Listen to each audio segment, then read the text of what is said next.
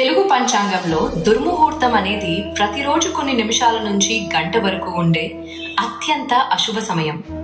ఇది రాహుకాలం. వర్జం కంటే చాలా చిన్న సమయం, కానీ ఎక్కువ బలమైన అశుభంగా పరిగణిస్తారు.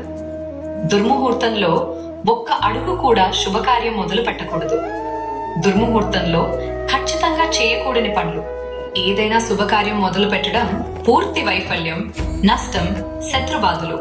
పెళ్లి ముహూర్తం, నిశ్చయ తాంబూలం, సీమంతం, వైవాహిక జీవితంలో భారీ ఇబ్బందులు, గృహప్రవేశం, ఇంట్లో శాంతి ఉండదు, ఆరోగ్య ఆర్థిక నష్టం, వాహనం కొనుగోలు లేదా మొదటి ప్రయాణం, యాక్సిడెంట్ లేదా భారీ నష్టం జరిగే ప్రమాదం, భూమి, ఇల్లు, ఫ్లాట్, రిజిస్ట్రేషన్, కోర్టు కేసులు, డబ్బు పోవడం, ఆస్తి వివాదాలు, కొత్త వ్యాపారం, దుకాణం ప్రారంభం, వ్యాపారం నష్టపోతుంది, మూతపడే అవకాశం, బంగారం, వజ్రాలు, విలువైన వస్తువులు కొనడం, డబ్బు పోవడం, దొంగతనం, నష్టం, దూర ప్రయాణం మొదలు పెట్టడం ప్రమాదం లేదా భారీ ఆలస్యం, నష్టం, పెళ్లి సంబంధం పెట్టడం, అమ్మాయి అబ్బాయి చూపులు, సంబంధం తెగిపోతుంది లేదా తర్వాత భారీ గొడవలు, పెద్ద లోన్లు, ఇన్వెస్ట్మెంట్లు, డబ్బు మునిగిపోతుంది.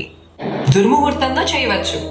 రోజువారీ ఇంటి పనులు, ఆఫీస్ వర్క్, తినడం, నిద్రపోవటం, పూజలు, జపం, ధ్యానం, మంత్ర సాధన. చాలా మంది దుర్ముహూర్తంలో శివార్చన, దుర్గాకాళీ పూజ మరీ శక్తివంతంగా ఫలితమిస్తుందని చేస్తారు. పాత పనులు కొనసాగించడం, ఇంటర్వ్యూలకు వెళ్లడం, షాపింగ్, సాధారణ వస్తువులు.